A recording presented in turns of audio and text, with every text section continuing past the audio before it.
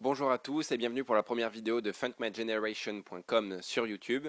Et donc pour cette première vidéo, on s'intéresse tout de suite au top 5 des vidéos qu'il faut surtout pas louper sur le Titanic. C'est parti.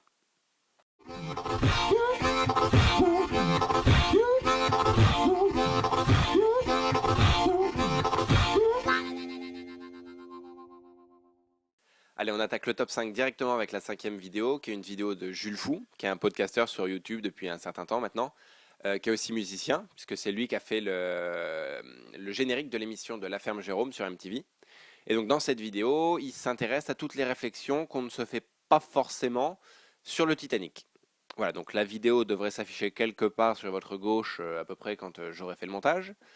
Et en attendant, on peut passer directement à la quatrième vidéo, qui est un détournement de Mosinor.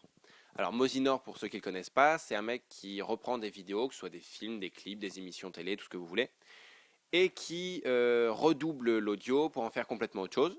Donc par exemple, en l'occurrence, on passe d'un naufrage de bateau avec le Titanic à un parc d'attractions, le Titanic Park. Donc la vidéo devrait s'afficher maintenant juste au-dessus. Et on passe au numéro 3 qui est Titanic Super 3D. Donc vous le savez, en début d'année, les producteurs ont décidé de ressortir le film dans sa version 3D pour les 100 ans du Titanic, du naufrage du Titanic. Et donc les internautes se sont posé la question de savoir quelle allait être la prochaine étape après la 3D. Et donc ils ont pensé à la Super 3D. Donc je vous conseille de bien regarder la vidéo jusqu'à la fin. Personnellement, je suis pas sûr d'y assister. Voilà. Ensuite, en numéro 2, c'est une émission américaine qui a décidé de se poser une question qu'on s'est tous posée à un moment. À savoir, est-ce que Jack aurait pu loger sur cette putain de planche avec Rose? Donc ils ont repris la planche, ils ont repris la mer, ils ont tout repris, et ils ont testé scientifiquement le souci pour voir si c'était possible ou pas possible, et je vous laisse découvrir le résultat en vidéo. Et enfin, en number one, parce que oui, c'est une émission qui s'adresse aussi aux anglophones et à tous les Français qui se la pètent en anglais, c'est la bande-annonce de Titanic 2. Alors non, vous n'avez rien loupé, il n'y a pas un deuxième film qui va sortir ou qui est déjà sorti sur le Titanic.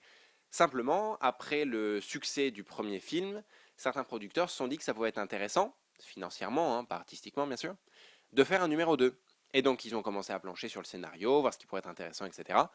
Bon, finalement, ils ont abandonné l'idée. Mais, et c'est là que ça devient intéressant, il y a un mec sur Internet qui s'est dit qu'il allait faire la bande-annonce non officielle en repartant de cette idée de base des producteurs. Donc il a repris toute la filmographie de Leonardo DiCaprio, il a fait des retouches par-ci par-là évidemment, et il en a fait sa propre bande-annonce.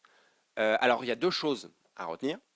La première, c'est que quand on sait que l'idée de base, c'était vraiment l'idée des producteurs, ça fait quand même un peu peur et on se dit que heureusement qu'ils n'ont pas fait le numéro 2. Deuxième chose, c'est qu'on se rend compte que quel que soit l'arrangement, la chanson de Céline Dion donne toujours envie de tuer des gens à la machette. Voilà, c'était tout pour le top 5. On se retrouve très très vite pour une nouvelle vidéo, ou en tout cas sur funkmygeneration.com. Vous pouvez aussi vous abonner à notre chaîne YouTube, à notre page Facebook, à tout ce que vous voulez. Vous pouvez nous envoyer des mails, des pigeons voyageurs, tout ce que vous voulez. On vous attend très très vite. À bientôt. Salut!